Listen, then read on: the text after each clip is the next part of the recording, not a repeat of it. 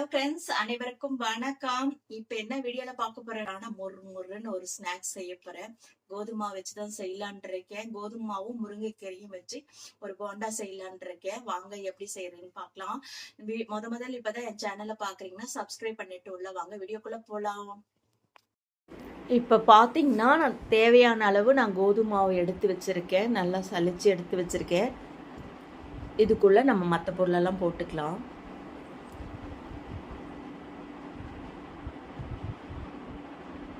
பார்த்தீங்கன்னா ஒரு தட்டில் வெங்காயம், ஆனியன் வந்து பெரிய வெங்காயத்தை நல்லா அப்படியே நீள நீளமாக நான் கட் பண்ணி வச்சுருக்கேன்.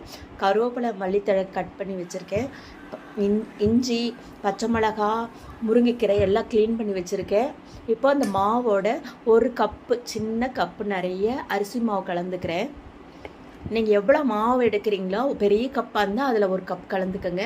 பாருங்கள், ஒரு 1/4 கப்பில், சின்ன கப்பில் நான் கடலை மாவு கலந்துக்கிறேன். இதை நல்லா நல்லா மிக்ஸ் பண்ணிக்கலாம்.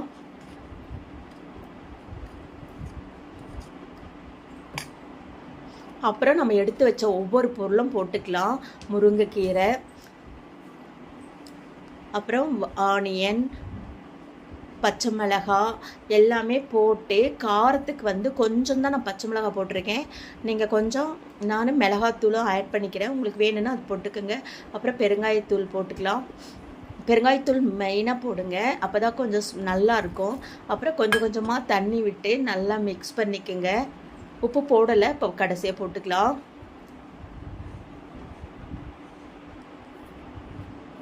பாருங்கள், இப்போ வேண்டிய அளவுக்கு எவ்வளோ உப்பு வேணுமோ அந்த அளவுக்கு சால்ட் போட்டுக்கலாம்.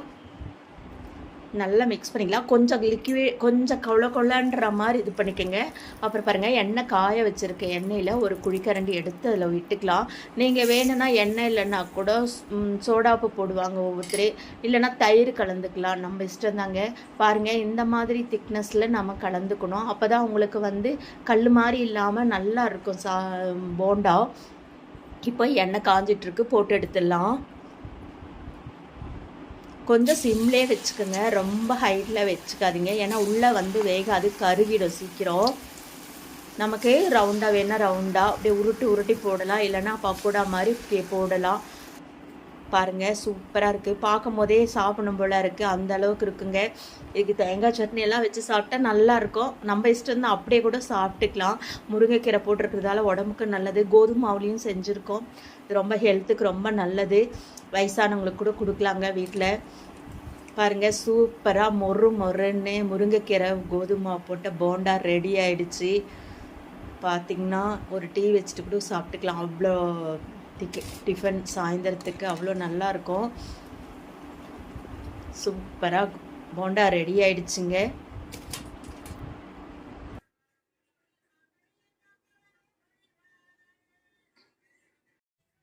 இப்போ பார்த்துருப்பீங்க, போண்டா சூப்பரா முருன்னு இருக்குங்க. இதுக்கு சட்னி எல்லாம் ஒண்ணுமே வேண்டாம். வேணும்னா நம்ம விருப்பப்பட்டு ஏதாவது செஞ்சுக்கலாம். குழந்தைங்களுக்கு ரொம்ப பிடிக்கும், நமக்கும் ரொம்ப பிடிக்கும்.